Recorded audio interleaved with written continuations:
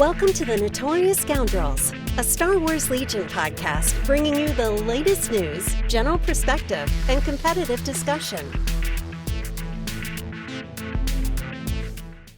Hello and welcome back to the Notorious Scoundrels podcast. I'm Kyle. I'm here with Mike and Zach. Are you gentlemen ready to wear some capes and grow out your mountain chops? Yeah, I mean, I'm all about the beards, you know. Up until recently, I was very about the beards. So, you know, I think Kallus is... I'm ready. Yeah, I happened to walk by my wife's headbands, and I was like, I'm wearing this because this is like a Lando cast, and he would approve of this floral print that I have going on. I also have a glass of whiskey because that came up in the Discord the other day is what would Lando drink? And the answer is Lando would get drunk before he goes out to the bar so he can spend as little as possible at the bar. That is the way that Lando would roll. I'm not sure that's true. I feel like Lando is very showy. Like, he's the guy that would fair. be like, at a bare minimum, buying other people drinks at the bar. Maybe. Or he would coerce other people to buy him drinks by being showy, but not spending any of his money because he wants to spend on the sabacc table. I don't know. I feel like he doesn't need money at the sabacc table because he's always like, you know, playing Cheating. With money he doesn't have. Would you say that he has an ace up his sleeve? Something to that effect. All right, so we are going to talk about the Kallus and Lando reveals today because we got basically the full reveals. We had previously seen the unit cards and one command card from each. We got the remaining two command cards plus each of their flaw cards. So we'll talk about those, and then we'll talk about some maybe list spitballing ideas for, how to use these guys and what sort of lists to put them in. But first, let's hit housekeeping. You got anything for us, Mike? Yeah, so, if you're looking to support us, please check out patreon.com/thefifthtrooper. We have a, what is starting to become a weekly podcast that is Patreon only, and that is the Fifth Trooper After Dark podcast, where we maybe give hot takes that are maybe not as like politically correct, or what we really think. It's what we really think. Like, on here we kind of sometimes have to be like, family friendly, and there we kind of let loose. So yeah, check that out if you're interested. Various Fifth Trooper members are on there every week, depending on our schedules and stuff. So check that out if you are interested. Also, just make sure that you check out our website at thefifthtrooper.com/shop. We've got all sorts of mats, Legion related, and we've got like some sick sidebars up there, so that you can lay out your unit cards in a very organized fashion at your battle tables. Now that we're people are getting vaccines and stuff, I think it's time to start thinking about getting battle ready again. So as far as housekeeping goes, I think that's it. So we can kind of get into the meat and potatoes of all this sweet Legion-y goodness. Salt potatoes? Of course, salt potatoes. They're the only kind of real potato, and that's just the fact and truth of the matter. Sweet potatoes are pretty good. You're wrong. All right. Mike, you want to walk us through what's new with Agent Kallus? I can walk us through what's new with Agent Kallus. So we're not going to go through anything, unless I guess it's pertinent that this has been spoiled before. So I guess let's start off with, it's basically all command cards and his flaw, which is pretty important, right? So the command cards that we were not aware of previously were his 2-pip and 3-pip. His 2-pip, so I'd like to preface the command card conversation with something that Zach pointed out earlier in some of the Discords, and you can see him putting his glasses on for effect, I think. These command cards are all very wordy. There's a lot of text on these cards, so I would encourage people to not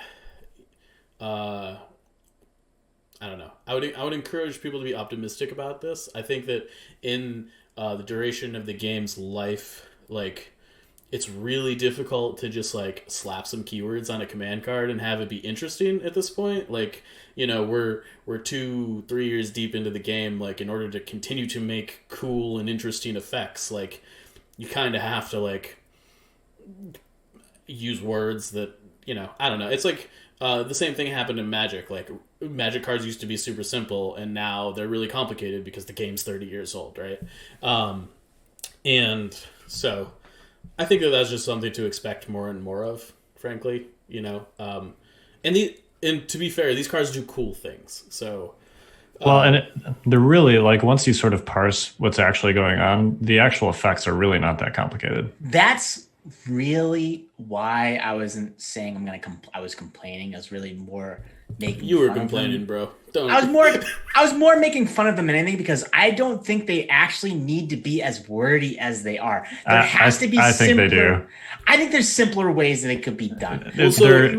When you finally parse through them, it's way easier than what the card text reads. It just takes you a couple times to read it to understand it. Once you understand it, like, you're like, fine.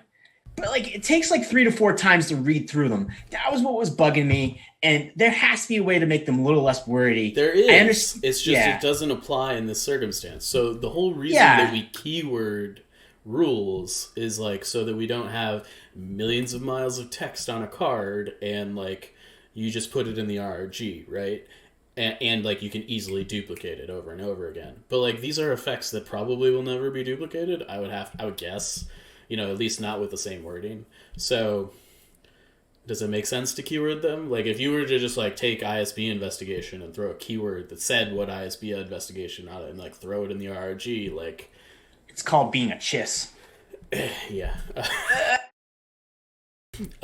So let's I guess that's my premature rant about a lot of about all the words. Is okay.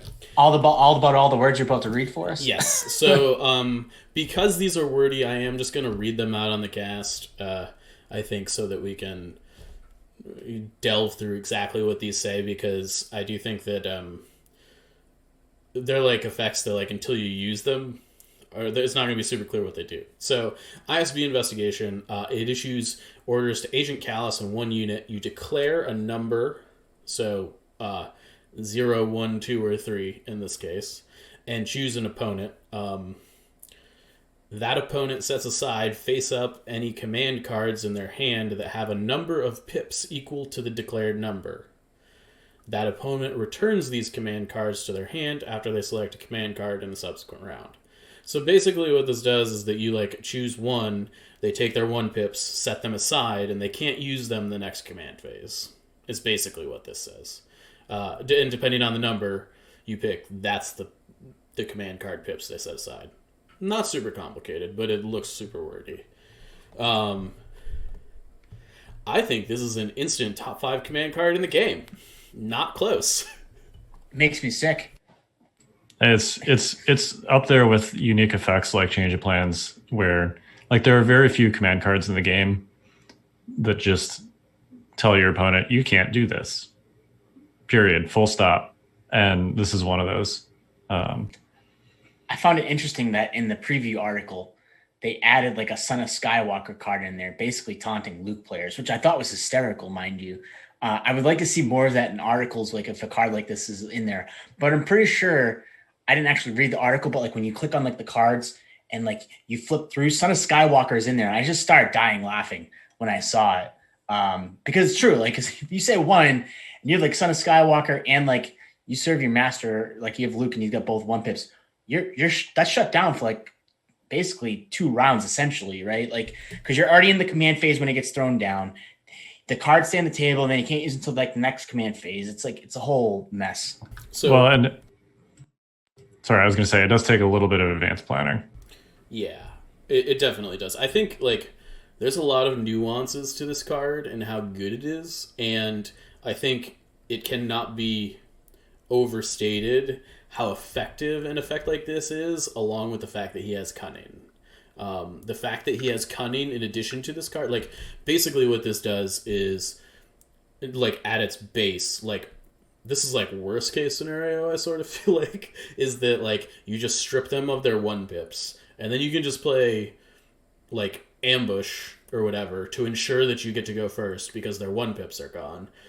So you basically are giving ambush cunning to some effect with this card, and then you have another card that has cunning on it, right? So you can like use this card to basically make yourself have cunning twice, which is really effective. It's also worth noting that when you choose a number for them to set aside, they have to set those cards aside face up. So like you can also use this card to like gain information, right?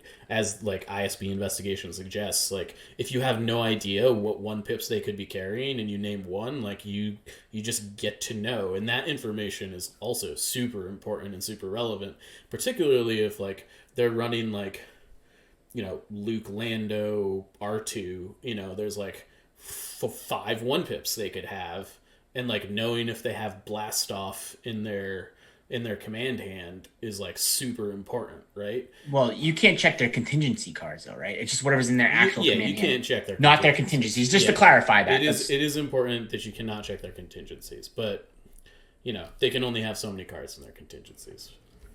Well, and importantly, the pip effect still essentially works because when you use contingencies, you have to swap for equal pips. So even though, like, say your opponent has Luke, Lando, R2, and they've got blast off in their contingencies, and then they've got, you know, Son of Skywalker and serve in their hand, you name 1-pip, they set aside Son of Skywalker and serve.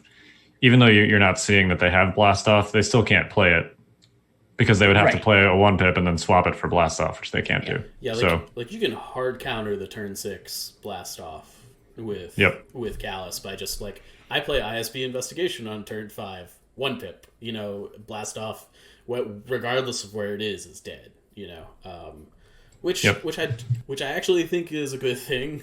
You know, it makes taking R2 a little bit more risky because he's tough to play without blast off sometimes. Do you guys have any other thoughts about ISB investigation? Probably gonna have to say the same thing about pretty much every card. The art is great, and my other take would be that it's very thematic for what you would think an ISB agent would be. Like, as much as I joke around about the wording, it is what like an iconic ISB agent should be able to do in this game. You know, whether that's Kallus or like, I don't know, I guess Gideon, right? Because Gideon used to be a ISB agent, you know, from Mandalorian, like examples of like ISB agents. That's what their job was to do, right? Is to basically recon information to get an upper hand against the opponent, right? Technically, right? And that's what this card basically does.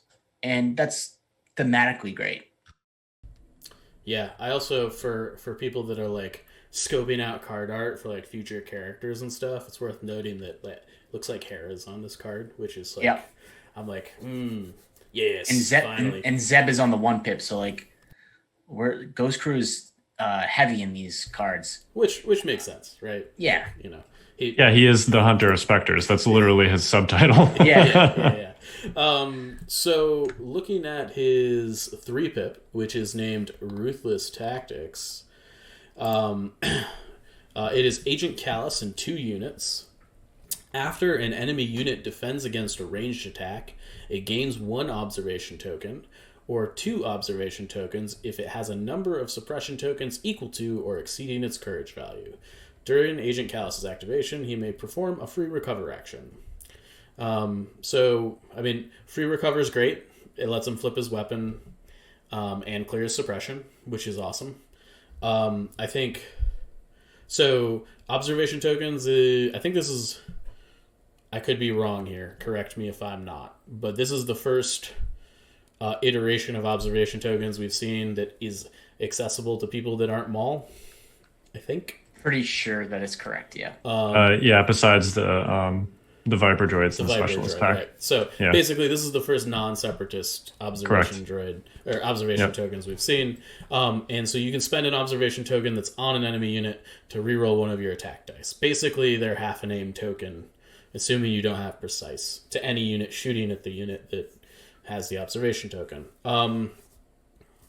This card seems real good too. It seems kind of like I don't want to say a better coordinated fire. But It's kind of a different. Might be a better coordinated fire. It's It different. basically feels like an offensive version of Rex's three-pip, right? Like Rex gives out like some surge tokens and stuff like that, and he gets a free recover. This is more benefiting like the Imperial gun line, right? And yeah, it's first again, the card art is like fantastic.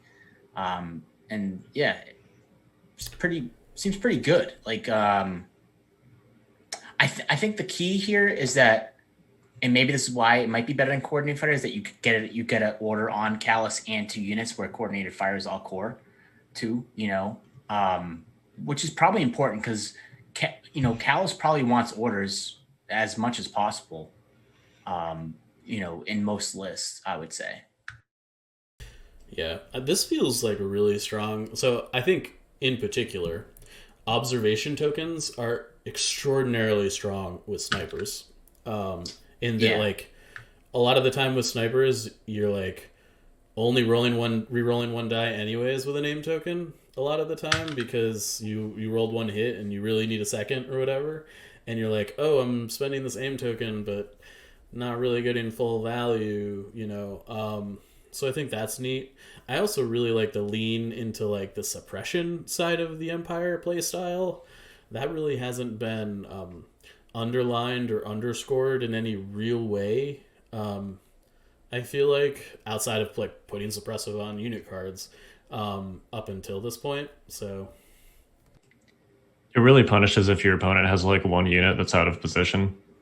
And if you're repeatedly shooting the same unit over and over again, the first time or two that they get shot, they're getting 1 observation token, and then every time after that, they're getting 2 more, which basically is a free aim token every time they get shot. So, and if you don't need it, you get to save it for another unit, right? Right, exactly. Yeah, I mean that's the thing. Like this is definitely like a card where if you have a chance to focus fire something, you probably do. And, oh yeah. Yeah, because then you're fixing your dice on the same unit and whittling them down, essentially. Yeah, it definitely like takes a good, sound, like competitive strategy and is like, here, if you do this thing that's already like really good, we are going to reward you for doing it more, right? And I think this is good. Yeah, and like in like a roundabout way of what you're saying, like with like snipers, the thing about observation tokens is that they're just versatile, right? Like the thing about aims is you roll those dice, right? And it's just on that one unit, and like if the dice hit, they hit. But like if you're adding observation tokens and adding them onto like a unit, everyone's using them. Like everyone's getting the benefit of using them, and it doesn't require an aim token to do so. So it's just like it's a versatile card is basically how I would describe it. Yeah, and I think you can if you catch a force user like out of position and are able to just like pour a ton of observation tokens into them, like man, you can really I don't think it's like completely out of the question to get like 5 or 6 aim tokens worth of observation tokens out of this card. Oh yeah, definitely. Should we talk about a flaw card? We should, I think so. Let's just, I guess, go through it. I gotta find it in this article that is like looking for another great piece of needle art. in a haystack. So his flaw card is developing sympathies. And so just as a reminder to everyone who maybe haven't played with Anakin or whatever, a flaw card is a card that you basically your opponent can play in addition to their normal command cards if the criteria on the card is met and then an effect occurs. So in this case, Kallus's flaw card says you may play this card at the start of the command phase if there is a wounded enemy agent Kallus at the end of that enemy agent Kallus's activation. If he performed an attack, he gains 4 suppression tokens. So if Anakin's flaw was this I don't know, this feels like okay, whatever. I have a bunch of free recovers in the tank. Like I don't really care. I would trade this for Anakin like 25 out of 10 times, like essentially. Yeah. Like it's so much more manageable. the fact that it comes at the end of his turn means that it's really 3 if you get yourself in a good position, right? Or 2 if you have endurance. Or 2 if you have endurance. Or 0 if you play either one of his free recover cards. Or if you bring the recover card. Well, so that's not true. Because the recover is after his activation. Right? Oh, that's right. Because his recover's in the middle of his activation. And he You're receives these suppression tokens after his turn. You're right. Is over. But so you can't actually use them to like clear it off before they hit you. Yeah, but you're right. Let's say you bring another commander, or you bring strict orders on him, right? Like, because he has a command slot, right? Yeah, he does. He's commander. So let's say you bring strict orders on him, right? Let's just put it in perspective. You get 4 suppression tokens at the end of your turn. It's down 3 at the end of the turn, 2 if you bring endurance, 1 if you bring strict orders and get him in order on the next turn. Like, if you just plan for the 4 suppression, which is not hard to do in this situation, it's really non-existent. I mean, like, my advice basically would be you probably end him in melee or something like that and get ready to do something like the next turn, or get him into position for the 1 pip the next turn. Like, there's so many different ways to mitigate it that it's just like, whatever. I mean, that's just how I feel. It's also like the clause on the card basically says if he performed an attack, he gets a suppression token. It's like, if you think the suppression tokens are going to bone you, you just don't take an attack, right? Yeah. And not that like clearly the card is like doing what it's supposed to at that point, but like Kallus's attack is not so brutal. Like, it's not Darth Vader's lightsaber. You're not going to lose the game generally if you don't strike out with Kallus, right? So, it's a nice to have attack pool, but a lot of Kallus's value is derived from places other than his actual weapon profile. I mean, his weapon profile is pretty good, don't get me wrong, but I don't know. This seems super manageable. Totally. Yeah, it's basically the reverse of give in to your anger, but without the most devastating and important part of give in to your anger, which is the activation timing thing. Yeah, if it was given to your anger, it'd be real bad for Kallus. Oh yeah, it'd be awful. But yeah, the best part of giving to your anger has always been the activation timing, and then the suppression has been like whatever. This is essentially just the suppression part. So yeah, this seems like a very manageable flaw card. Yeah, I like it. I love that, like, a lot of he's kind of got like a suppression-y theme going on here, and I like that his flaw is like, oh, I'm sympathizing with the rebels, but I'm still gonna kill them. And that's like who he is in the show for the most part. For the most part, yeah. Until he becomes Fulcrum and starts overtly helping them. But yeah. Spoilers, Kyle. Spoilers. But I mean, Spoiler. Sorry. For like 75% of the show, it's like I'm sympathizing but gonna kill you. Yeah. Right. Yeah. And so I think that this is super flavorful. I dig that, and I think it's not an unbearably burdensome thing to have. I think overall Agent Kallus is pretty strong as far as an addition to the Imperial arsenal. Because he's like, what, a 115 base with the weapon? I think he's 125 with the weapon. I think he's 115. You're right. Yeah, so like 115 base for what he brings to your army is like really good. Yeah, and he generates aim tokens super easily. With alongside like tactical and charge, or like a mean combo. You can offensive push and trigger tactical like multiple times, which I've never really thought about it, but it came up in the Discord a long time ago when he was spoiled. And just to reiterate it, and Luke basically confirmed it. Luke Eddy confirmed it, that you can, when you tap offensive push at the start of a turn, it does work twice. So like you can double move and effectively. Well, hang on. No. That's not how that acts. So the way that this works is that you put offensive push on him, you move and you generate an aim token. That's what I was, sorry. Recover. You tap O push. Yes. So you have tactical 2 for the first move. Then you use one of his free recovers, assuming you played that. Offensive push comes back, you retap it. Offensive push is not an action.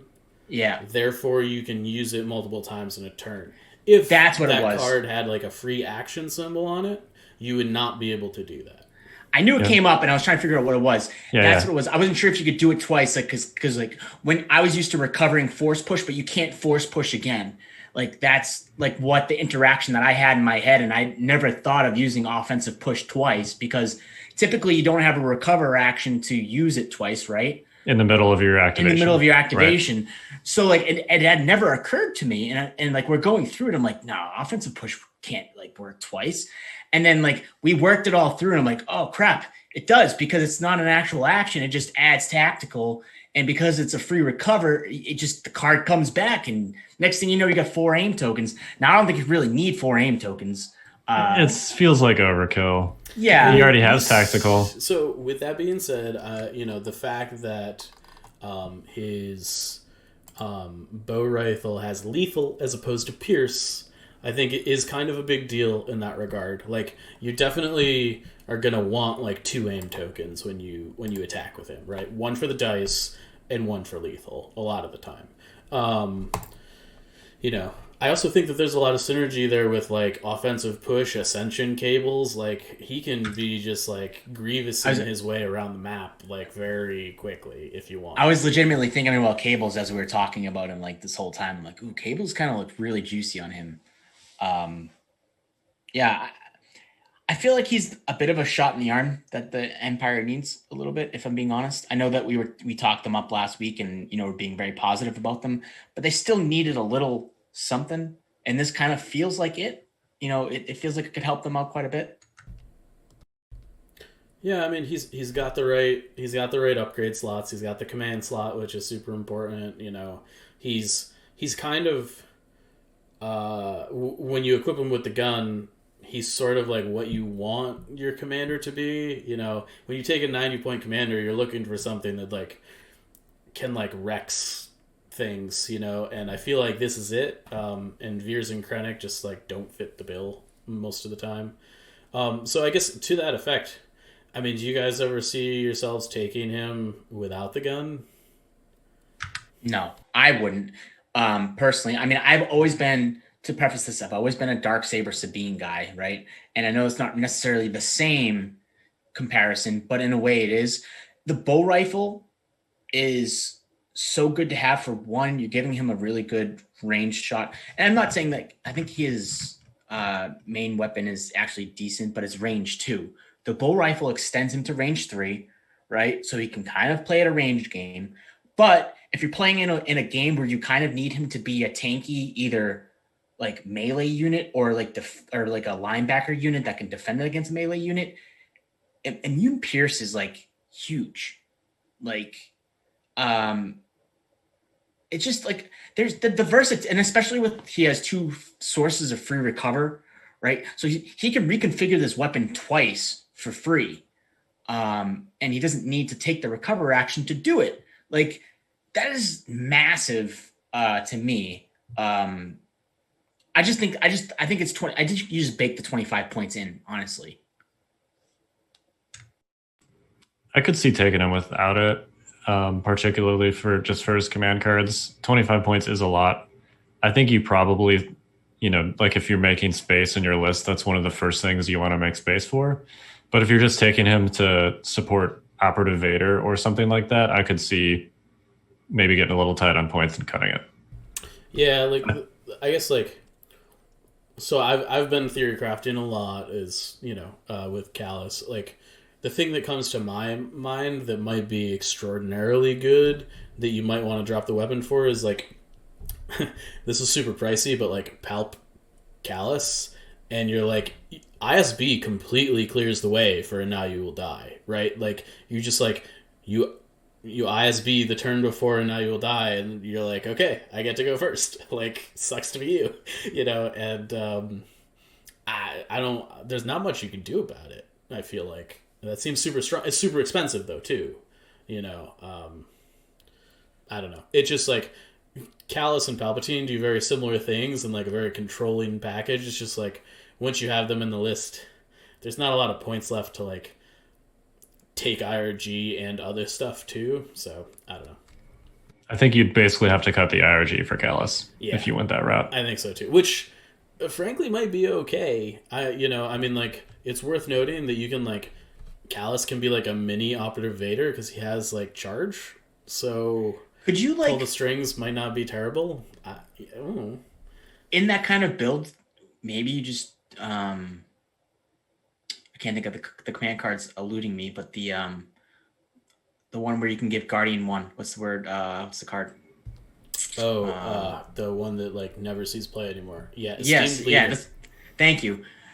You could essentially make him an IRG unit by giving him that. Technically, So I probably could have put it in a better light. But no, it's so true though. I can't think of the word either. Like I couldn't think of it either. So yeah, I haven't seen it in so long. It's still a legit upgrade on Palpatine, yeah. even if you're not taking Kallus. But yeah, But like I'm saying, in this build where you're not bringing an IRG, it's almost like emphasized how good it could be in that kind of a list potentially.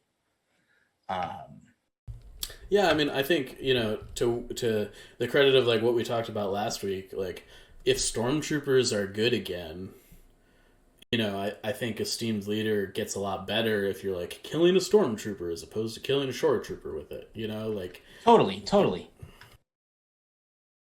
Like you're losing one white die and like whatever, you're keeping Palpatine up. The efficiency that you're like, it's just like the points cost of the thing that you're losing is like way less. Totally. Right?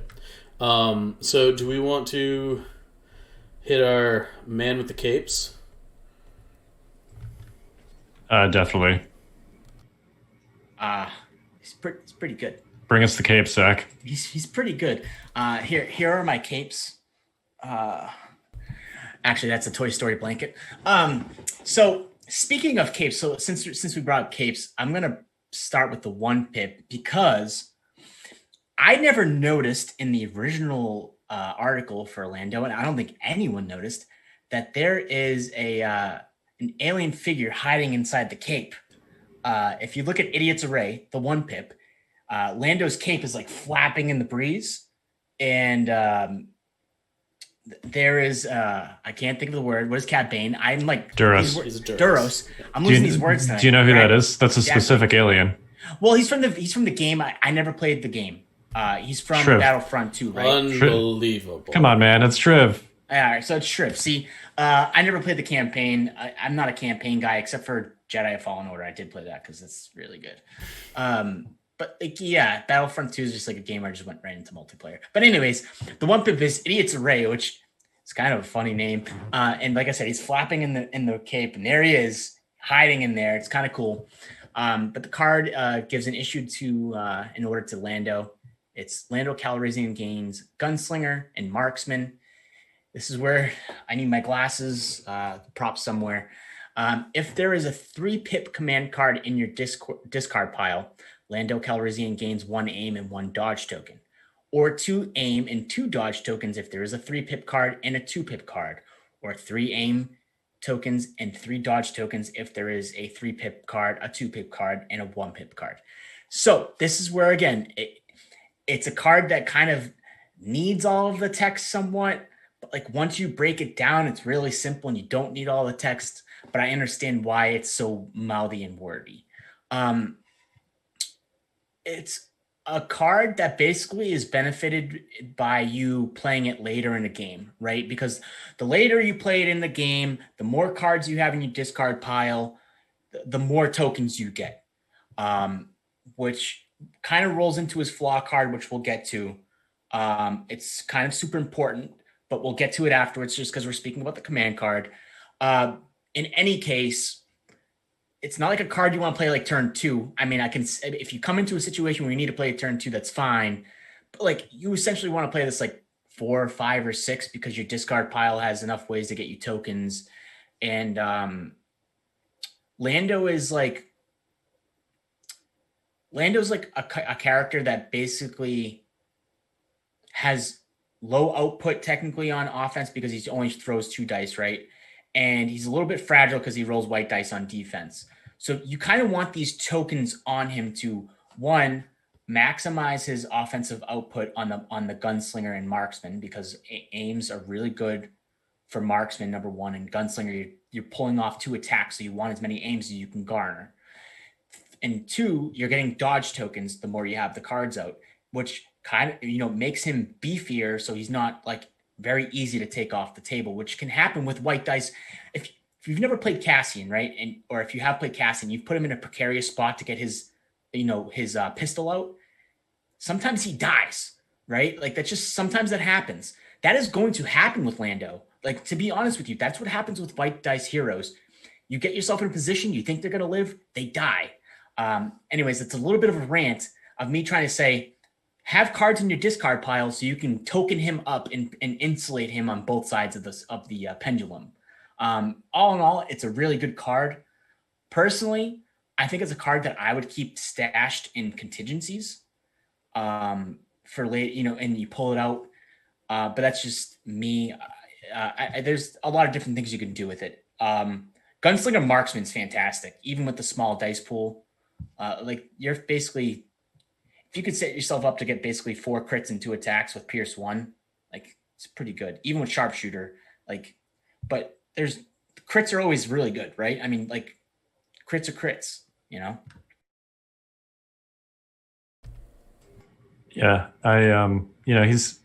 he's got a small dice pool, but it's super reliable between Pierce and Sharpshooter too. It's almost the same as Padme's dice pool when you give her the E5. It's basically like, I'm going to just pick up one guy every single turn, sometimes 2. That's it. And super reliable. You just have to go in the mindset with that. Not every character needs to have like this 20 dice pool thing that can wipe out a unit. Like taking out a model a turn or model a shot is like super good, especially when you're whittling units down and you have them down to like a unit leader or like a heavy weapon in a unit leader. Like those shots are so important, and to have that reliable dice pool is very important. Yeah, and it's good for situations where you don't want to have to worry about cover, like when you're trying to scope something or you're trying to line up, a super narrow shot on 1 or 2 guys. You're going to be doing a lot of that with Lando because he doesn't care that he can't see the rest of the unit, right? He's got Sharpshooter too. Just pick up 1 to 2 guys. That's his attack. So it's nothing splashy, but it's decent. Mike, you're awfully quiet over there. I feel like what I want to say about this card isn't super relevant until we get to his flaw. Okay. The flaw card really plays into it. Should I just go into the flaw? I mean, no, I think we can cover all in and then. Okay. I think we can.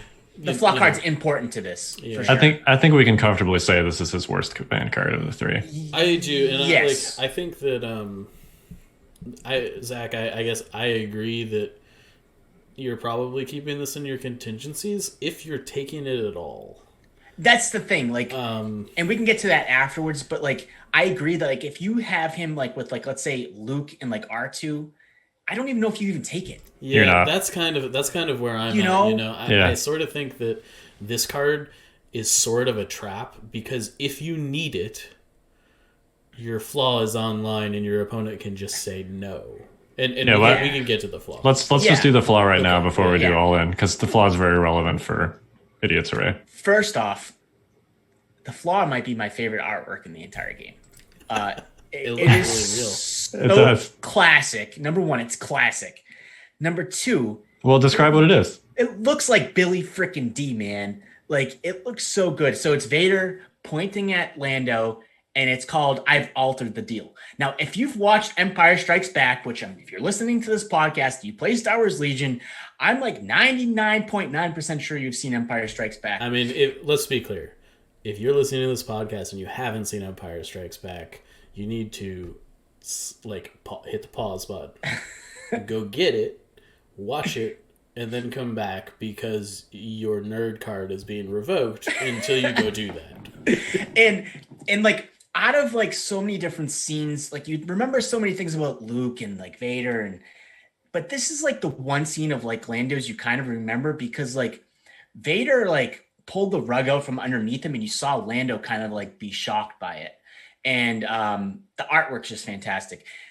Anyways, the wording on it is, you may play this card at the start of the command phase if there are at least 3 cards in the discard pile of an opponent who controls Lando Calrissian. That opponent cannot use their contingencies or Lando Calrissian's command cards. Which is why I think it's possible you want it in your contingencies because you're kind of double dipping, right? You're putting a card in your contingencies and it's one of Lando's card. So you're not losing 2 cards, right? You're only losing 1. Now I say that you want to kind of wait for your discard pile to pile up, but you probably want to do it around 2. The most notable way to get around it is by playing standing orders a couple turns, right? That way your discard pile, like at turn, let's say you play standing orders round 1 and standing orders round 2, which is a little inconceivable in Rebels list, mind you. By turn 4, you only have 2 in your discard pile, right? Which is where you want to play the card, like around 4, 5, or 6, like I said. But if you wait for cards to pile up in your discard pile and you go to play it, it ain't going to feel good. It's not going to feel good. Yeah, so I actually think this is on the level, I think, of Anakin's flaw card, frankly. I think so, too. I think it's very close, and I think at first glance, it's not as apparent as to why it is. Now, with that being said, because Lando is not a focus piece, it's like not as big of a deal, but it's like this card is crippling, and I want to be clear about that. Yeah, I was just gonna say I think it might be more crippling because well, I mean, it's tough to like. It's a different way to put it, but it's apples to oranges a little bit. Yes, yeah, totally. But Lando is there to basically support another piece in the army, right? And if you essentially don't plan around this card and you are burning command cards in an order that you're not like. Let's say a game goes a different way and you already have like a game plan in mind on how you're playing command cards or an order you want to because of the flaw card. But things go awry and you start playing command cards a little bit differently. And you get to this point where this flaw card is played and all of a sudden you're scrambling to play a command card you need, but it's in your contingencies or it's one of Lando's. You could be like seriously like boned. So my fundamental issue with why this flaw is crippling is that this flaw will get played every game. Like, it will. No, like, hands down, totally. It's gonna happen. And if it hasn't happened yet, it will happen on turn 6, which, if the game is close, you need to have played your command cards. This flaw changes the fundamental order in which you're going to play your command cards, right? Because, like, you know that something in your contingencies is going to get locked. And if it doesn't get locked until turn 6, it's going to get locked on turn 6. I think you definitely try, if you're taking Lando command cards, you're keeping Lando's command cards in your contingencies if you can, right? Like, you might only be taking 1 or 2, probably 2. But if you do take them, they're not going in your standard command hand because, like, if you put them in your standard command hand, this card locks you out of those command cards and anything that you could contingency into with other command cards, and that's just real bad. You're literally playing like whammy and like you're screaming, no whammy, no whammy, no whammy, and hoping you don't even double whammy, like essentially. I have a slight counterpoint. Go for it. The one way to sort of mitigate the impact of this card is to do a combination of 2 things. One is to play Lando's cards early from your hand instead of from contingencies so that you're not inflating the size of your discard pile too quickly. And the second is to basically put your situational cards that you're somewhat unlikely to need in your contingencies pile. Yeah, like I Am a Jedi has been something I've been bringing up. Like that is like the perfect contingency card because that is a card you play like probably like 1 in like 7 games, we'll call it. Exactly. That's what I mean. I just like, so yeah, I don't know. So I sort of feel like I Am a Jedi is not even that great to keep in your contingencies just because like the turn that I Am a Jedi is going to be good is going to be super obvious. And like, they're just going to play I've Altered the Deal. And the chances that they can't play I've Altered the Deal at that juncture are pretty low. I think another workaround, which Kyle, since you're bringing up like work, is like you kind of try and bait your opponent to play it a turn early, potentially. Like I know that like you're talking about like a turn 6 like situation, but like You could also try and bait your opponent to play it like round 4 or 5, like if they think you're gonna throw down like Son of Skywalker or like Sorry About the Mess or something. You know what I mean? Like, well, and so I guess that's where I think like you just keep your like the cards that you fundamentally can't lose, like those just start in your command hand with Lando. yeah, like, I don't disagree. Yeah. Well, that's what I mean by putting your situational cards in contingencies. Yeah, totally. I just I think situational cards are good, but I'm not like. So the thing with Lando is that you are going to be super flexible, but you should never get into a situation where like it's make or break based on playing a card out of contingencies, right? Like if playing something out of contingencies loses, like if you don't play it, you lose the game. Like I don't want to say you've messed up, but like you've put yourself in very dangerous water because that's how you lose with Lando. Because they're just like, no, you can't do that. And if your opponent is good, they'll know. Similarly to like Anakin's flaw card, if you have an opponent who's skilled and plays a lot, like they're gonna know when to play this. And if you don't, and you haven't played it yet, always play it turn 6.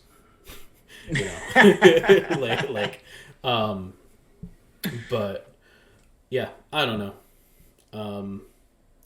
I think we'll see how crippling this ends up being. It's sort of unclear because the intangibles here are very different. But yeah, it's a little harder to assess than just not being able to give your focus piece in order. Yeah, like that is clearly bad, right? Right. Yeah. This is potentially meh, and potentially sometimes really bad when you need a specific card. Yeah. I'd put like Anakin's if like 0 is good and 10 is bad. Like Anakin's is like a 9, Lando's is like a 6 or a 7, and Kallus is like a 2. Yeah, I agree. Aside from that, we saw his 3-pip, which is all in, which we alluded to. Yep. That's Lando Calrissian in 2 units. Each enemy unit at range 1 to 3 and in line of sight of Lando Calrissian gains 2 observation tokens. The line of sight is very important there. Before Lando Calrissian rolls dice during an attack, also important, it says an attack. It doesn't mean it's Lando making the attack. It doesn't matter if someone else is making the attack. It says an attack, which is the amount of people important. I've had to explain that to this week is super so important. Many. They're like, I don't understand why you can declare blocks, Mike. Yeah. You may declare a block or a crit result, which is why I was saying, emphasizing it doesn't matter who's making the attack. As long as an attack is happening with Lando Calrissian one way or the other, you may declare a block or a crit result. After your reroll dice step, if there is at least one of the declared result, add 2 matching results. If there is not, your opponent removes up to 2 dice. So it's Lando, it's gambling, and I effing love it. Okay, I effing love this card. I'm holding myself super back. thematic. It is unbelievable. I mean, I figured he would have like a gambling mechanic, mind you.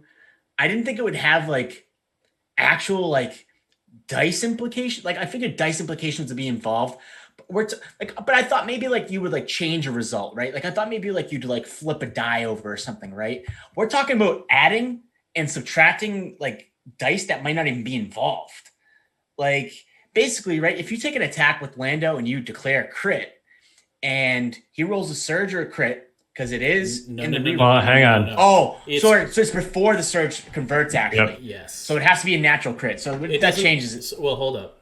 So it does have to be a natural crit, but you can manipulate the dice with aim tokens and marksman and things of that nature. So you can, I guess marksman you can't actually use because that's on a different command. That's on its 1-pip. But Yeah, you can use aim tokens. Unless you get a supply drop. That's true. That's a little bit narrow, but I like where your head's at. I like it. Yeah. I mean, normally that supply drop marksman card is like, why do I want this? But here you go. Yeah, I mean, this is. I've seen a lot of people like talk about like you should always declare. I don't think that's true. Always declare crits. Always declare both. And I don't think you ever want to do it on an attack. Almost never. Unless you have like a giant pile of aim tokens. So here's the thing. I think that and you need the crits for like armor. I think this is situational. So like I think that there are scenarios where like one pierced hit doesn't do you anything, but like 3 might, right? Right. And so I think in those scenarios are the scenarios you're like, well, like this attack really doesn't do anything, but if I use all in and get lucky, like maybe I kill 3 guys, right? And I think the defensive one I would never use unless you're being pierced, I think. Or it's like a ginormous attack pool where you're rolling so many dice that you're probably going to roll a block already. Like if he gets plastered by like a 5's fire support, you know, you might as well just do it. Right. For sure. Yeah. I mean, though it's, you know, sometimes you roll 8 B1 dice and they all die. You know? Sure. But he does also have uncanny luck, which I think you get to use before this, right? That's true. That is very true. So Yeah. I guess it's a little bit better. But I do think, I don't know. I haven't actually done the math, but I think you definitely want to do it when they have Pierce, for sure. There's like a... I'm going to have to figure, like, I'm going to have to sim this because I'm curious. There's like a number of dice where it becomes defense dice that you're rolling, where it becomes, you should always do this at some point. Yeah. Statistically better to just declare it. I'm not sure what that number is yet, but. I mean, ideally, right? It's a 3-pip. You're probably playing it early in the game, earlier in a game.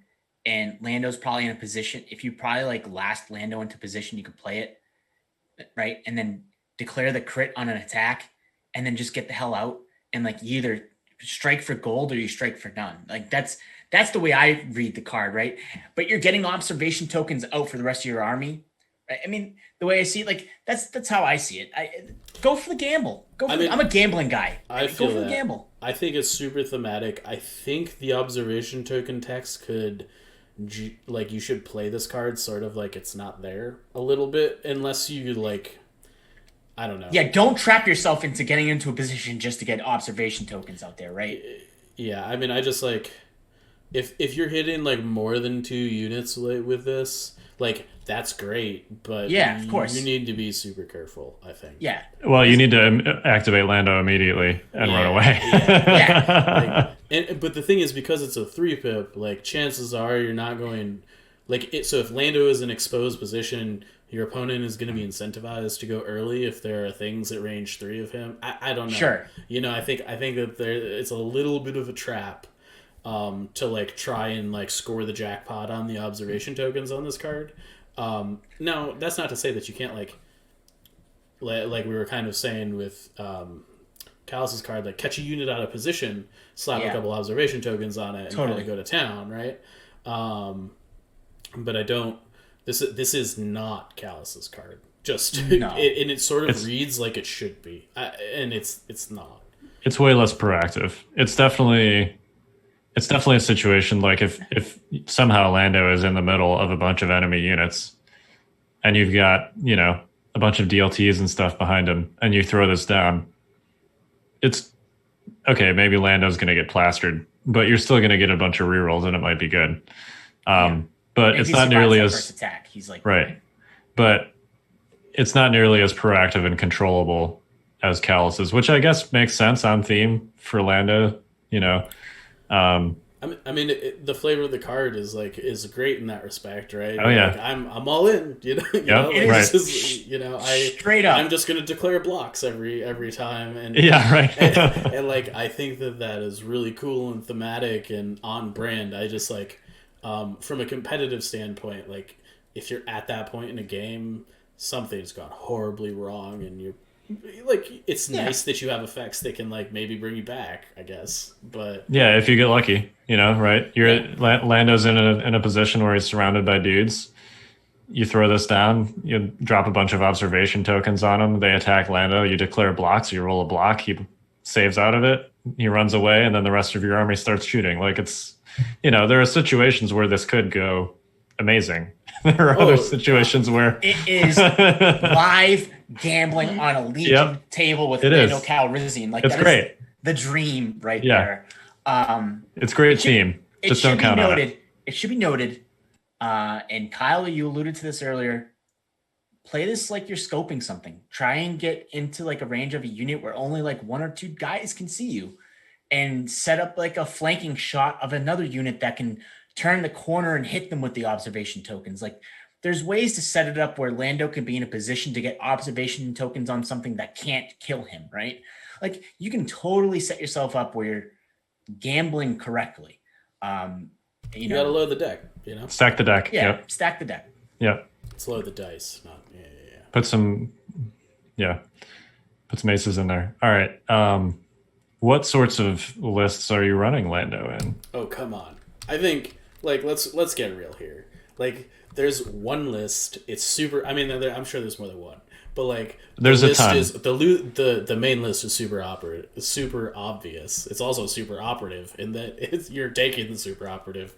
Lando operative is just like, it's like, I don't know. It's peanut butter and jelly, man. Like, yep. I don't know what else to say. I posted in the chat. It's op. It was Lando, Op, Luke, 5 DLTs and 3 snipers or something like that. Like ridiculousness.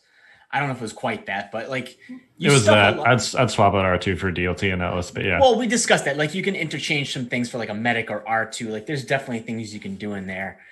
But like this is like first glance, I'm like, wow, you can get a lot of things in there. And the thing that we've discussed quite a bit about Rebels is that sometimes you kind of miss the dice pools that can kind of deal with like separatists, right?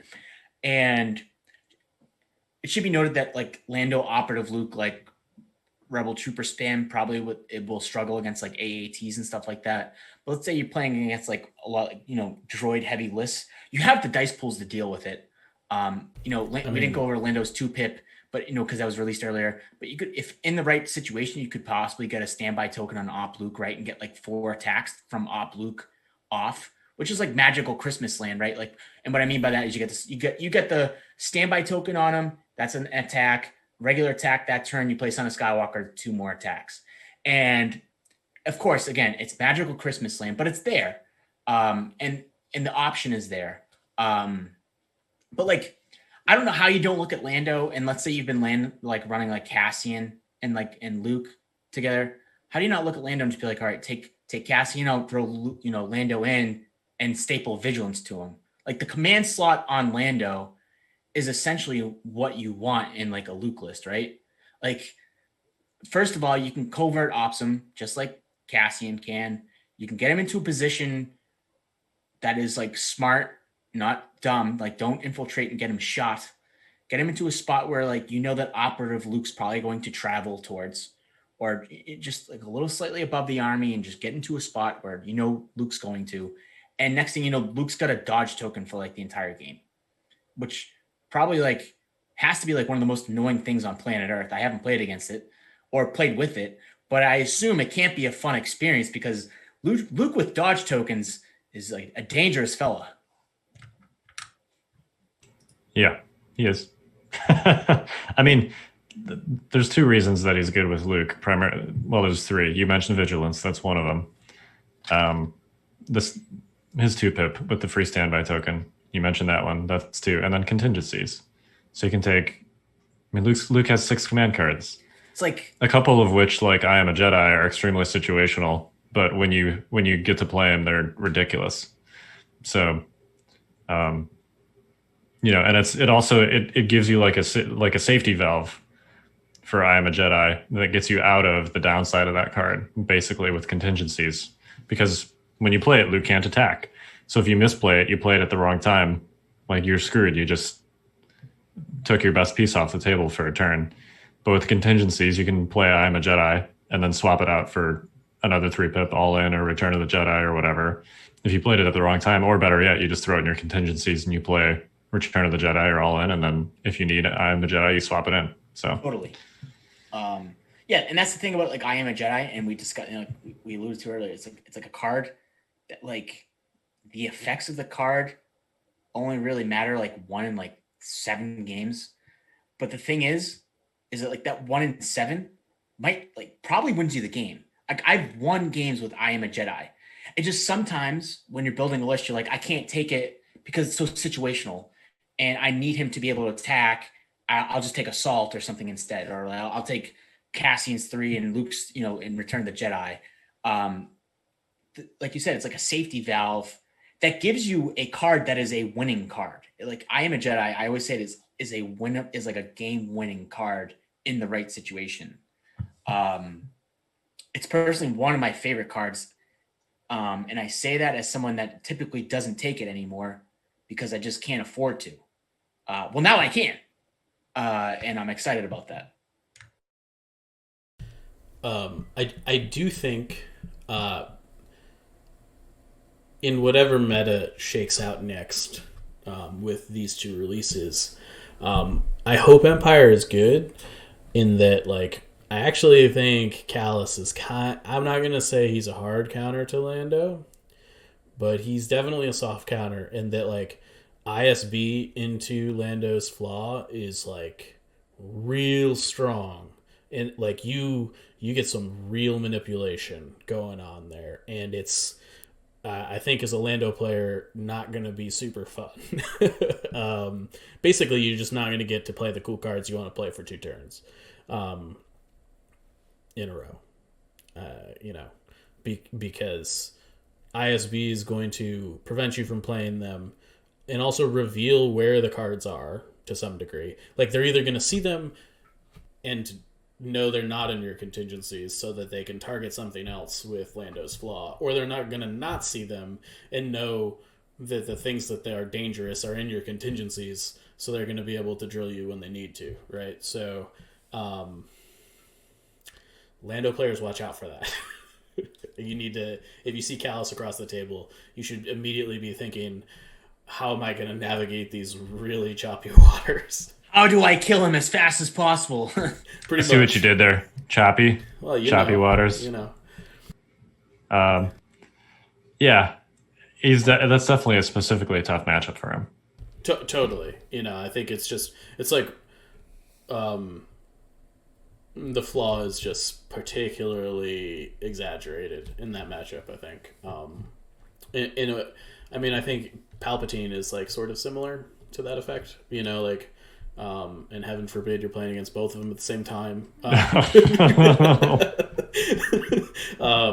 that sounds terrible. Right? A little bit. So, I do think I want to, like, really caution players that, like, maybe are newer to the game about, like, you're going to hear Lando particularly be, like, super hyped. And, like, you're going to hear people say he's awesome and amazing. But all of Lando's value is, like, in very small, like, microtransactions throughout the game. Like he's getting his values from being able to have more options. And when you're newer to the game, it is harder to take advantage of those options because you're not going to know when to use them. So I'm not saying don't play Lando, but, like, there's a lot of learning that is involved in playing Lando, like, a ton. And, like, even I think experienced players are going to, like, fall into the trap of, oh, I messed up the command cards I played and in what order. I just lose this game, It's very much like you're playing a sabacc game the whole game, and you gotta figure out. And you're going to have to play 5 or 6 Lando games before you're like, oh, I get it now, right? The best way I can describe it, and this might not be for new players, but more for, like, veteran players, is like, if you ever played Flyboys before, you have to play it similar to that, right? Like, one of the hardest things about Flyboys was navigating how to position your 2-character, situation and how to play their command cards. Now, for those that don't know, Flyboys was Han and Luke in, like, the earlier stages of the game. And the reason why that was so important was because Han really needed to be at range 2 and Luke really needed to be in your face in certain matchups. And you had to navigate how to play their command cards because the cards that made Han best were very selfish cards, right? Like Reckless Diversion, you don't want to put an order on Luke, right? Because you don't want him being shot. And Sorry About the Mess only gives an order to Han. Now, it's not quite the same because Lando has more flexibility of who gets orders, but the order of how you're playing cards and where you position on the table is about the same, if not more important thinking about the order you play cards might be more important in this situation, believe it or not.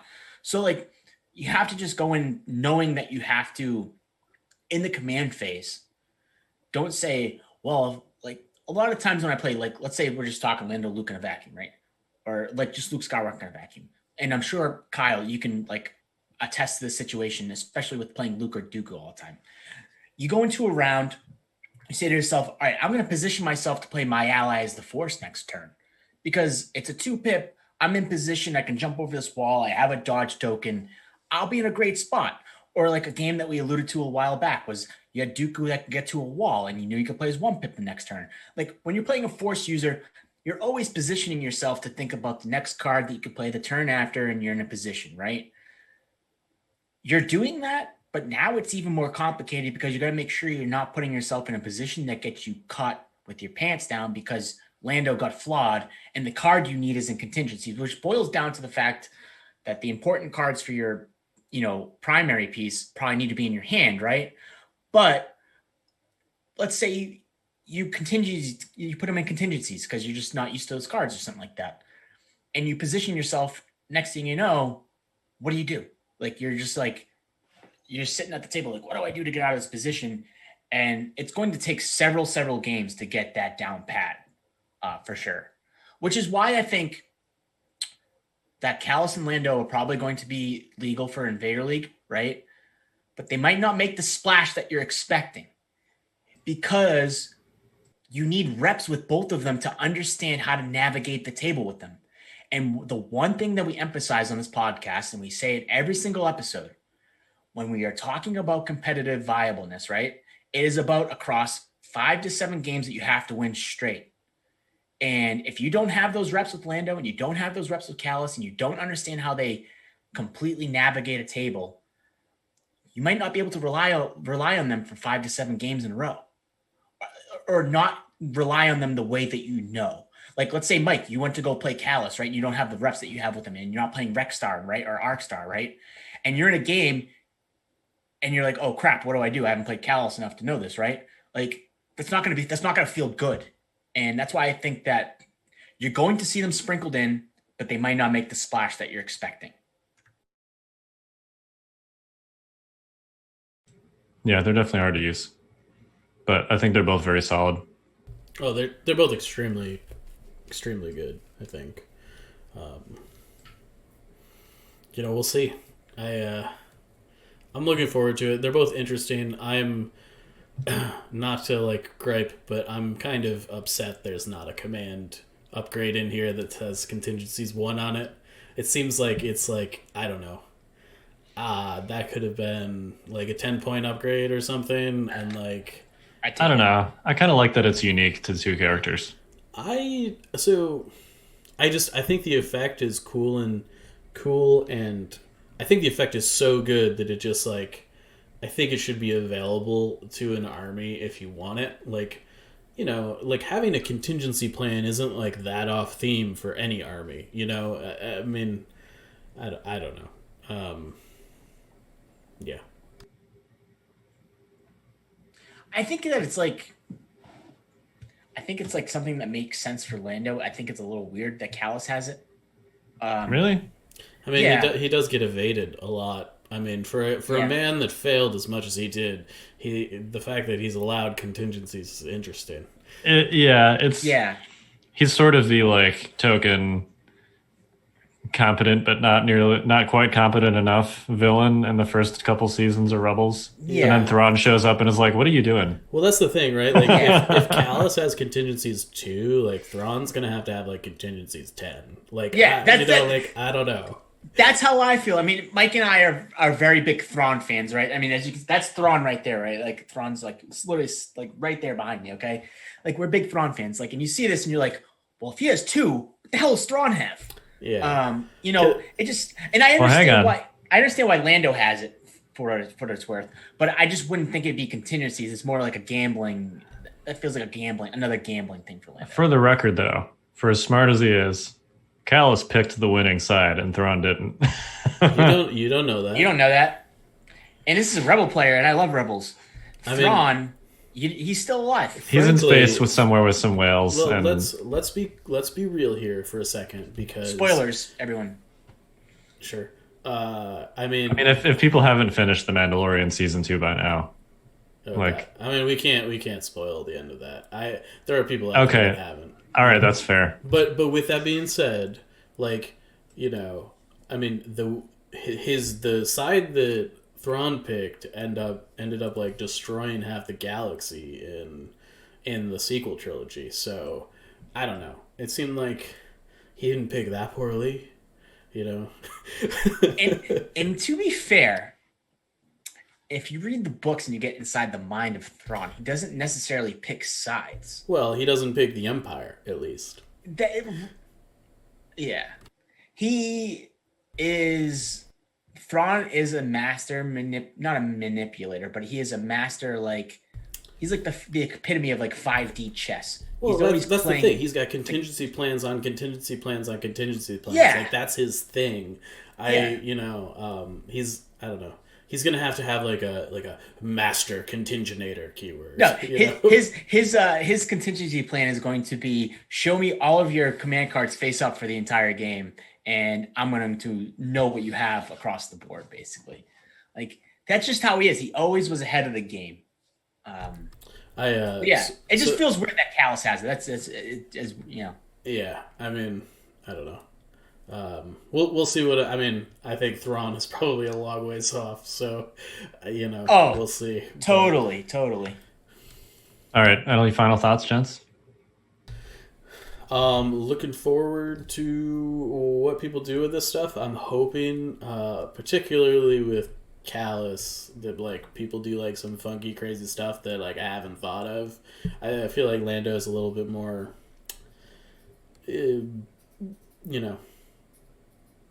He kind of plugs into almost any rebel list where you wanted to take more than 6 command cards. Yeah, I sort of think, if you're playing multiple characters in a rebel list, like one of them is just Lando, probably. Yeah.